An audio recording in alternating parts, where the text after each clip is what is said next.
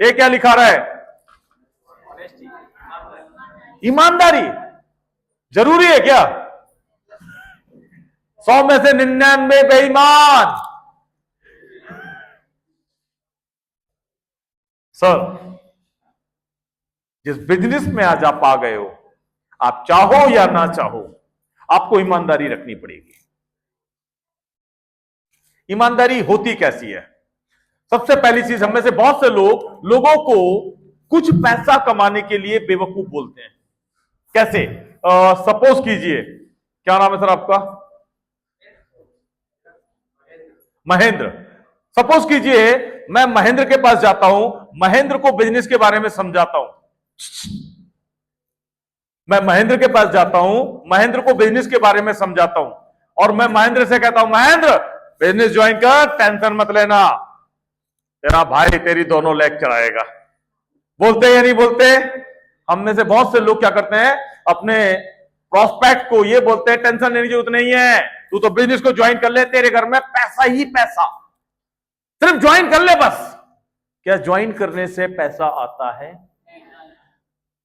Sir, school में admission लेने से एजुकेशन नहीं आती है। याद रखना, किसी भी स्कूल में, किसी भी कॉलेज में सिर्फ एडमिशन लेने से क्या आदमी एजुकेट हो जाता है? तो फिर यहां कैसे? यहां भी आपको सबसे बड़ी चीज है, वर्क करना पड़ेगा या नहीं करना पड़ेगा? अब मैंने क्या बोला महेंद्र को, महेंद्र तेरे को टेंशन लेने की जरूरत नहीं है, तेरी एक लेग मैं चला दूंगा, तेरी दूसरी लेग मैं चला दूंगा, और तेरी दोनों लेग मैं चला दूंगा, टेंशन मत ले, घर में बैठ। अब महेंद्र कहता ओके। अब ये बताओ, जब मैंने महेंद्र को मना कर दिया कि तुझे बिजनेस तो करना नहीं है, अब एक वीक हो जाता है, एक वीक के बाद में महेंद्र मिलता है, महेंद्र क्या बोलेगा? भाई दिलीप, तूने बोला था चेक आएगा, चेक कहां है? बोलेगा या नहीं बोलेगा? बोलेगा या नहीं बोलेगा? अब दिलीप क्या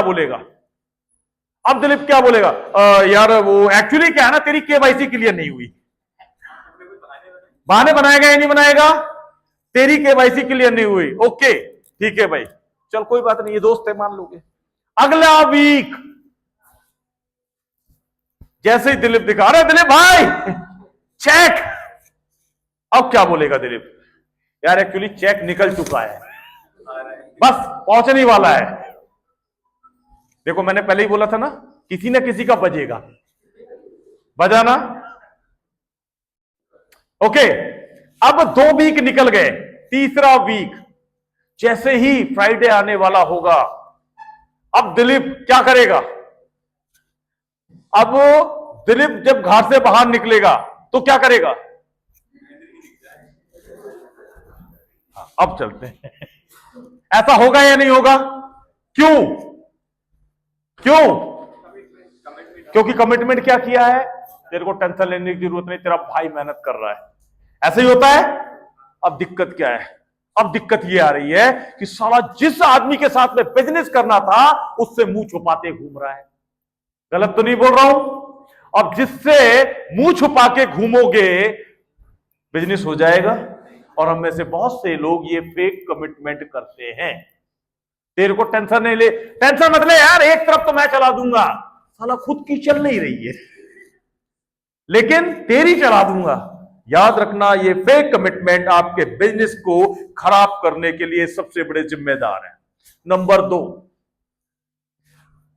सपोज कीजिए मैं कहीं जा रहा था और मैंने अपनी आईडी के पैसे सुरेश को दे दिए। या सुरेश ये मेरे पैसे पकड़ो आप आईडी के, मेरी आईडी ग्रीन कर देना, और मैं अभी 15 दिन के लिए बाहर जा रहा हूं। क्लियर? मैं 15 दिन के लिए बाहर जा रहा हूं, मेरी आईडी ग्रीन कर देना। अब सुरेश ने कहा ओके ठीक है, टेंशन लेने की जरूरत नहीं है। मैं चला जाता हूं, क्यों? क्योंकि मुझे तो 100% बिलीव था। मैंने पैसे दिए और मैं चला गया। अब सुरेश क्या करता है, सुरेश के दोस्त के घर में शादी निकल आती है उसकी सिस्टर की। अब सुरेश का दोस्त कौन?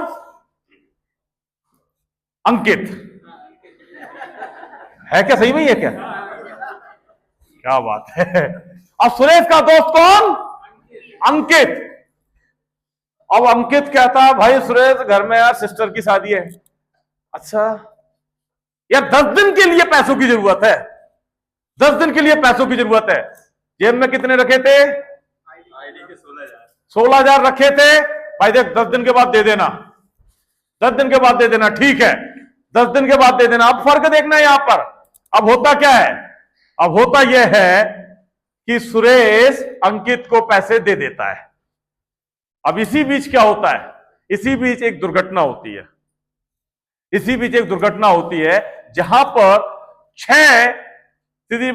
6 महीने के लिए मैं ऑन बेड हो जाता हूं। अब मेरा कनेक्शन सुरेश से नहीं है। सुरेश ने क्या किया? वो पैसे की आईडी लगाई। सुरेश ने क्या किया? वो पैसे अपने दोस्त को दे दिए या अपने घर में किसी काम के लिए ले लिए। अब अगर मेरा एक्सीडेंट हो जाता है और 6 महीने मैं सुरेश से कांटेक्ट में नहीं रहता हूं, सुरेश तो वो कहेगा यार अच्छा ऐसा ना, कोई पूछने वाला नहीं है, क्या उस पैसे को ये मेरी आईडी लगवा के ग्रीन करवाएगा? लगता है आपको? ये तो कहेगा अच्छा है ना। याद रखना 6 महीने के बाद में जब मैं आता हूं और मैं कहता हूं सुरेश सर वो आईडी का क्या हुआ, अब क्या होगा? अब क्या होगा? सुरेश के पास जवाब है कुछ? सुरेश के पास कोई जवाब नहीं है। तो याद रखना एक रजनीश कुमार अग्रवाल जो बहुत बड़ा बिजनेस दे सकता था, सिर्फ 15,000 रुपए के कारण इसने एक रजनीश अग्रवाल को खो दिया। ये ध्यान रखना, याद रखना सर, हमें नहीं पता कौन कितना बिजनेस देगा, हमें नहीं पता, लेकिन हमने सिर्फ अपनी लालच के कारण एक अच्छे व्यक्ति को खो दिया। और याद रखना वो व्यक्ति 10 लोगों को बताएगा कि सर मैंने पैसे दिए थे, मेरे पैसे खा गया। बोलेगा या नहीं बोलेगा? आपकी अच्छी बल्ली जो वैल्यू बनी हुई थी वो उसको खराब कर देगा। याद रखना आज के बाद किसी के भी पैसे आते हैं, आपका हक नहीं है अपने पास रखने का। सर उस पैसे को ले जाओ, सर ये बैनी सर ये पकड़ो, सर इसको अंकित की आईडी पे चढ़ा दो, इसको अंकित की आईडी पे चढ़ा दो। 20 एसपी है, 50 एसपी है। और ये याद रखना पर डे ये आदत अगर आपने डाल ली ना, कभी आपको दिक्कत नहीं होगी, कभी आपको दिक्कत नहीं होगी।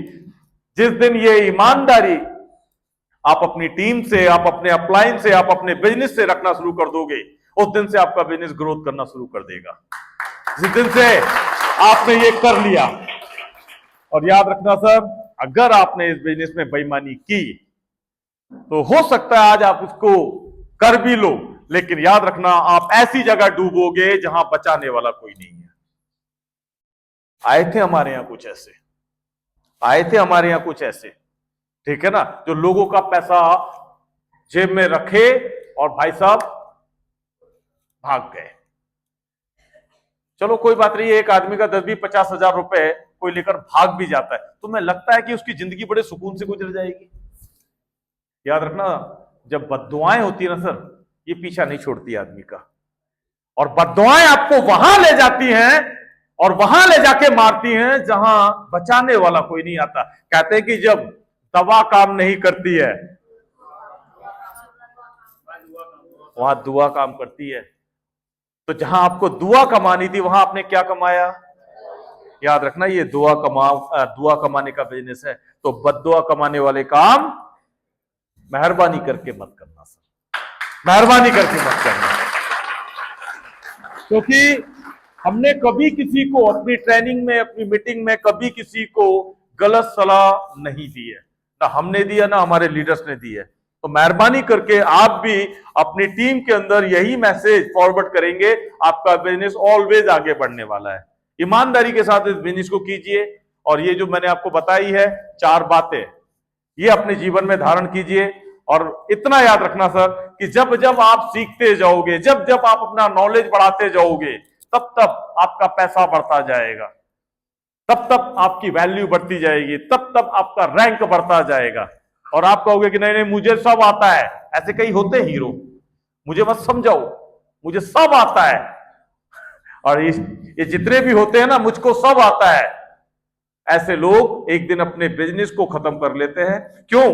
क्योंकि वो ना तो खुद सीखने के लिए आते हैं, ना अपनी टीम को सिखाते हैं, और जो सीखेगा नहीं, सिखाएगा नहीं, याद रखना वो एक दिन पछताएगा। क्यों? क्योंकि उठाकर देख लो, अभी जो कोर्स आ रहा है, अभी जो कोर्स आ रहा है एमबीए का, उसमें नेटवर्क मार्केटिंग आ रहा है या नहीं आ रहा? आप सबको पता है या नहीं पता?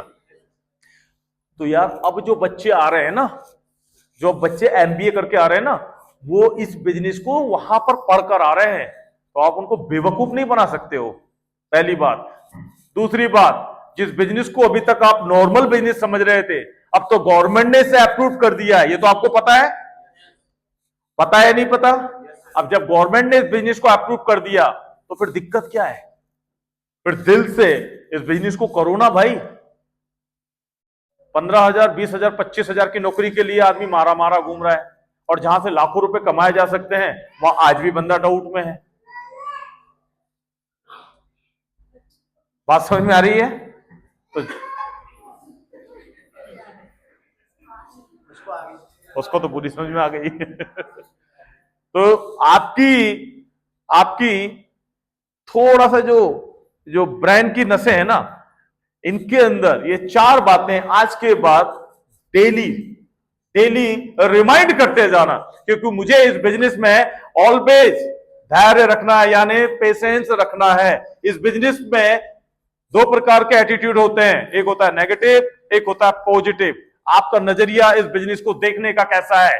पॉजिटिव देखोगे, इस बिजनेस के अंदर आपको सब कुछ बेहतर दिखाई देगा। कल कोई आपके पास आता है, सर मैंने 4 लोग को प्रोडक्ट दिए थे, रिजल्ट नहीं आए, आपका नजरिया चेंज। नहीं सर, आपने तो बोला था जिसको भी दोगे रिजल्ट आएगा। फिर सर 4 को दिए थे, 1 को भी नहीं आया। करते या नहीं करते हम? हमारा नजरिया हर दूसरे दिन नेगेटिव हो जाता है। याद रखना, सर वो 4 को जिसको दिया था, अगर नहीं आया तो इसमें प्रॉब्लम किसकी है? तुम्हारी है या उन 4 की है? हो सकता है वो 4 लोग जो प्रोडक्ट यूज कर रहे हैं, वो आपका प्रोडक्ट भी यूज कर रहे हैं, साथ में खटाई भी खा रहे हैं। आप जाकर देख रहे हो, आपको तो नहीं पता ना। डायबिटीज का आपने प्रोडक्ट दिया, अब बंदा रसगुल्ला खा रहा है और कहता साहब डायबिटीज